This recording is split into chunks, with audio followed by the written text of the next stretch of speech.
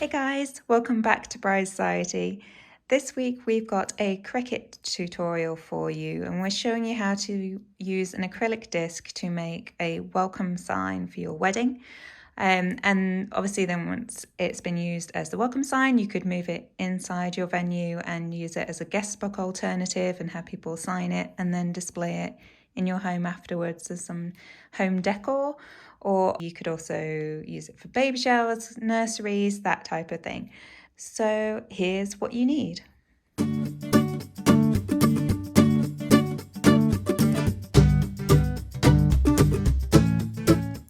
So I've opened up Cricut Design Space. And as you can see here, this is my almost complete design ready-made. So I'm just going to show you how to quickly recreate this for yourself. Okay, so the first thing I do is create this background circle, which is the size of my acrylic disc, just to give myself a template to work from and help me visualize it. You're not actually going to end up cutting that. So I'm going to Shapes, Circle, obviously in this case, and it just dumps it up here. So I'm going to drag it to where I want it. You can use this logo here to resize, or you can go up here and type in your dimensions. I know mine is a 12-inch circle, so I'm typing 12 and hitting enter. Because I know I'm going to paint my acrylic disc green, I'm just, for visual sake, going to change it to green. So now I know everything that I'm going to design is going to fit inside my ultimate shape, and I'm going to get a good visual of what the proportions are going to look like. Now, as you can see over here, I have different colours. So everything in white on here currently is what I'm sticking on the back of my acrylic disc. And what's in gold or yellow, but ultimately it will be gold vinyl, is what I'm going to stick on the front of my disc. So I'm using the white as a stencil that I'm going to paint over. So I'm just representing it with white at the moment. So to add lettering, you just come over here to your left-hand pane and hit text. I'm using the initials of my bride and groom. So in this case, R. So the first thing I'm going to do is change my font. Now, if I click over here, you can see the name of the font that I've used here. So to do that, I'm just going to click the letter I want to alter, hit this drop-down arrow. You can either search the font name, or what I usually like to do is just filter down to the fonts that are on my system when I'm looking for a font, because I don't pay for the extra Cricut fonts, so that just helps me find what I might want.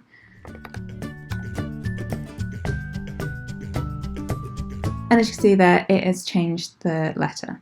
So I've got font size 266.54. Just type that in, hit enter, and voila. You can move this around and position it however you like. And then I'm making sure that it's set to basic cut, and I'm going to change that to white. So you want to change the colours, because not only does it help you visualize what you're doing, but it will also help when it comes to sorting your design into your cut on your mat. So it will group up all the colours, so it will know that the milliners and these coordinates are all going to be cut out of the same material, so it will put it on the same mat if it will fit. Okay, so now I'm just going to repeat that same process for the rest of the lettering. So you can just go ahead and do that.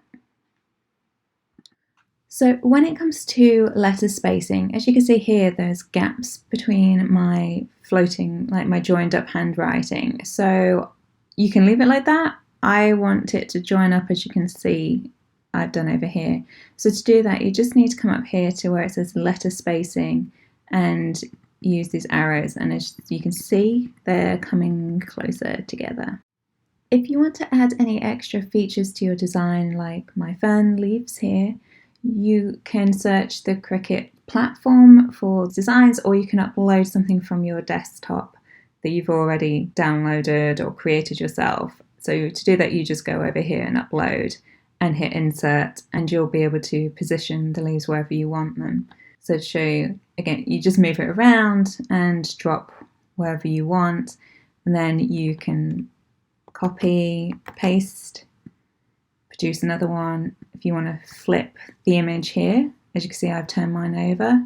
So if you come up here to flip, you can flip horizontal, you can flip vertical, you can use this rotation button just to move things around, and then say position however you want. How you position them now really makes no difference. It's just for you to create the visual idea of how it's going to look at the end to help you out ultimately, because I'm not going to cut them with this layout, but for demonstration purposes you can see how that works there. So I'm just going to put the finishing touches to my text over here. So I'm just going to get rid of this duplicate design that I've made for you guys. Okay, so I talked about letter spacing before by using this minus or plus arrows. So that doesn't always result in all the letters joining up. As you can see, there's still some gaps here, even though I've adjusted the letter spacing. Okay, advanced ungroup letters. So now they're all individual letters. I'm just going to actually make more space with my M and I, and then I'm going to drag this group of letters across. So I just did that by clicking and dragging my mouse over, and same with the R and the S, like so. And then again, I'm just going to use this click and drag to regroup my letters. So I'm going to hit group, and then I'm going to come down here to the bottom right hand corner and hit weld. So now it's become one shape and it will cut it as one. So like between each individual letter, it won't slice it when it cuts, it will be one shape. So I'm almost there with my design. What I want to do now is just group up all the gold text that's currently on my screen, because I want it to cut it as one design in this layout, so I don't have to faff around with positioning when I come to transfer it onto my acrylic disc. So to do that, I'm going to come over here to the right hand pane. I'm going to select the first thing that I want grouped up. I'm going to hold down my command key because I'm on a Mac, select the Milner's text, and I'm going to select the coordinates. So that's all the gold stuff. I'm going to group that and weld it together. So now that's become one design.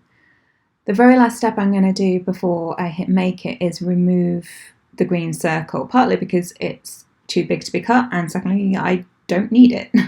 So to do that, you can either just hit delete, or you can use this little eye icon over in this right hand corner and just select that, and it will remove it from sight. And then we're just going to move up to the right hand corner and hit make it. So as you can see, Cricut has automatically organised your design onto various different mats. So it's only going to cut one of these mats at a time, okay? As you can see, these are my fern leaves. Now, because these are going on the back of my acrylic disc, I want to hit mirror so that it flips the design round. I also want to do that for the letter Y and for the letter R. For my gold text, I don't need to hit mirror because I want it to transfer this way around because it's going on the front of my design. I'm going to come back up to my first design. Now you can move these around on your mat. So if you've got vinyl scraps you're trying to use up and you want to use the space more efficiently, you can position them however you want. You can also just rotate them in here, again, to make them slightly more efficient in its cut. Once you're happy, you just hit continue. Then you're going to come down here and select your vinyl, your material that you're using. If it's not here, you just hit browse on materials and select your vinyl from there. So I'm using premium vinyl, so select your vinyl here Then load your 5-point blade into clamp B. So we're going to load our blade into clamp B, so you just open it up, grab your blade, so it's the 5-point one, so it's the one with the almost barely there point. Okay, and then we just pop it in the top here, close the clamp like so, and it just locks it into place. So go ahead and get your light grip mat. I'm using removable vinyl because, as it says here, it's easy to remove without residue. And because I'm using this for the white parts of my design, which I want to be on the reverse side, I'm just using it as a stencil and I want to be able to remove that once I've painted it. So removable is key here. Then we're just going to cut our vinyl to size and stick it to the mat, making sure that the backing side, which is this paper side, is face down on the mat. So white side up, backing side down.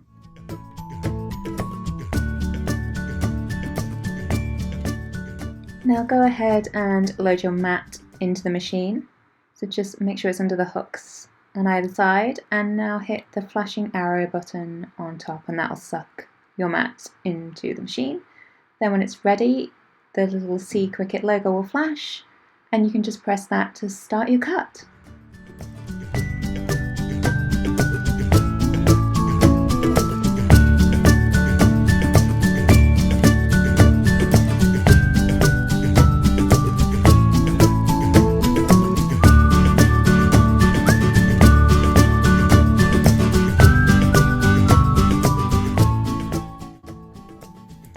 Next up, we have to weed out the negative space. So that means removing the space that we do not want to transfer onto our design.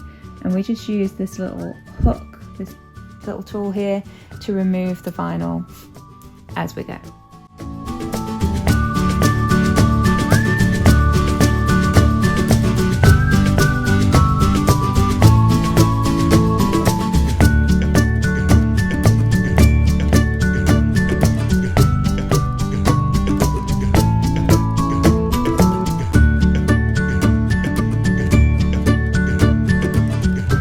So your acrylic disc will likely have arrived with a protective film on both sides, which is what gives it that cloudy look, so don't panic. For now, we just want to remove that from one side of the disc so that the other side remains protected whilst we paint it and decorate the back. Cut a piece of your transfer tape that's large enough to cover your biggest design. So if that's your art, make sure it's big enough to cover that, because you can reuse your transfer tape for this whole project, so you don't have to waste lots and lots of it. You can just use the same piece over and over again. So peel the backing away and stick it down to your design. Go over the entire design with your scraper tool to make sure that it has made contact with your transfer tape so that the tape can pick it up off the backing paper.